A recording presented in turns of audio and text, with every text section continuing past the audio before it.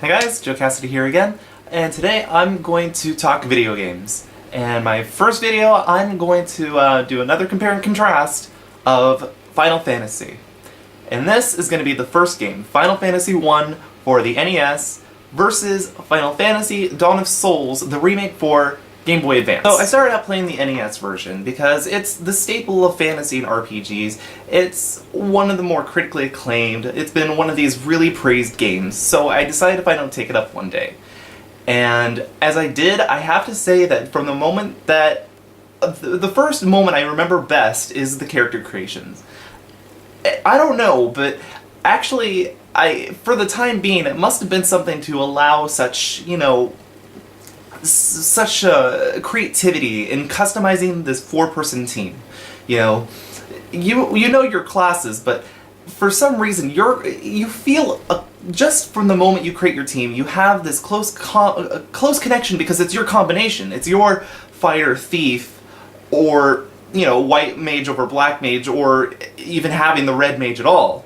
But it feels like it's yours, and as you name everyone, you can go by the names that they're supposed to be, or you could actually come up with your own, which I did, and for some reason, from the moment I finished and had my team ready, I kind of imagined what they'd be like.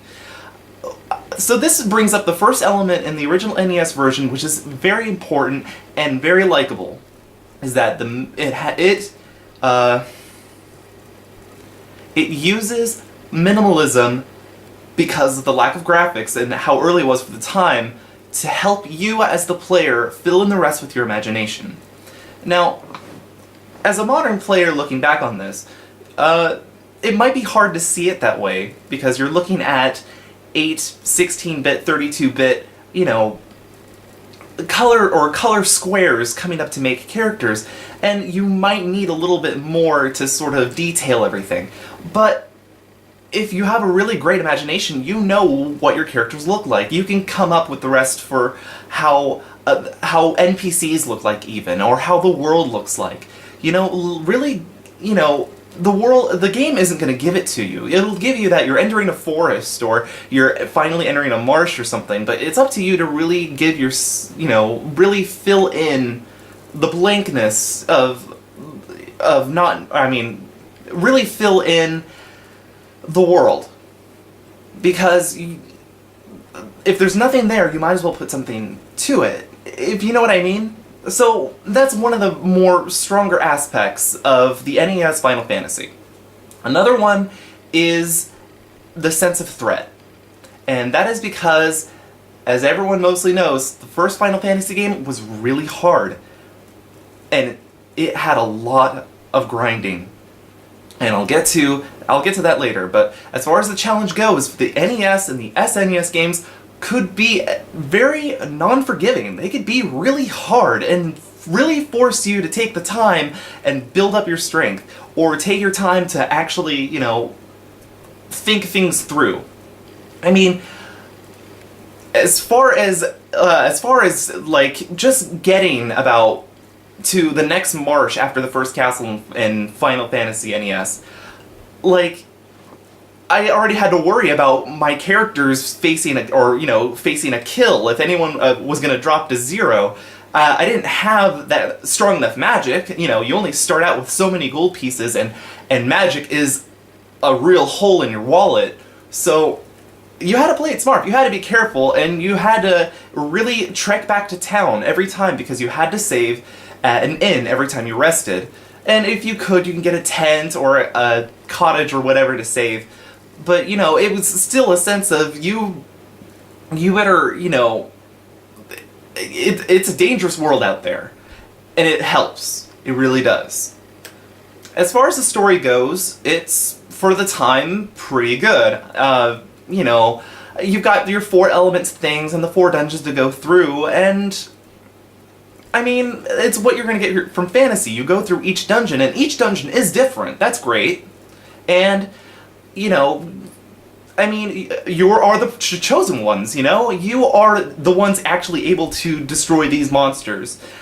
It kind of helps, thinking, that's that line between what's different between your group and everyone else.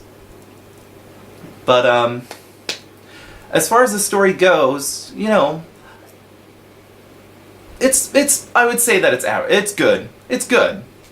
But it's not amazing. It's pretty good. Okay, the last aspect I'll have to say about this, probably another section of what I just claimed was really hard about Final Fantasy NES, is that you really better cover ground and know where you're going, because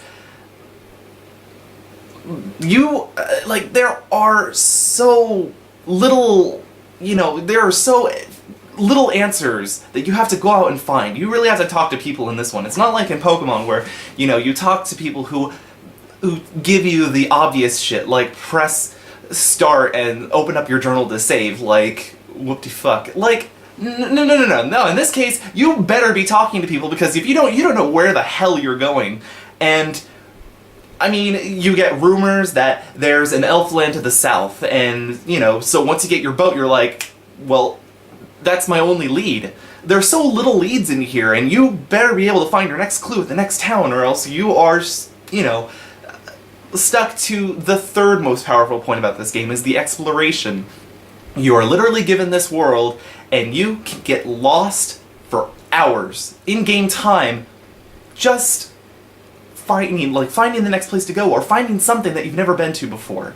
And it's dangerous at the same time. It's a real sense of risk, you know, a sense of accomplishment once you finally get to the place you're supposed to go, and even just a little bit once you find something new, until that giant team of monsters, you know, comes and kicks your ass. And, yeah, I mean, it's a thrill. It's definitely got its thrill. And if you happen to be in the RPG mindset, having to ask the right people, or ask everyone in town, and, you know, be able to kind of ink in on the clues of where an item may be, or a person, or how to solve a certain problem. If you think outside of just go here, get this, go back, in this very, very modern quest system that we are stuck with nowadays, which I'll get to, you know, as I compare, but it is definitely what gives you strength as an adventurer. It's what makes you feel different from everyone else. If you think like no other NPC could, if you take the pieces of the puzzle and put them together yourself, you really fill in the role of the hero. And if that helps you, and if that gets you that just feeling of immersion in Final Fantasy NES, then that is definitely a strong point, and it's definitely what will help drive you to the end of the game.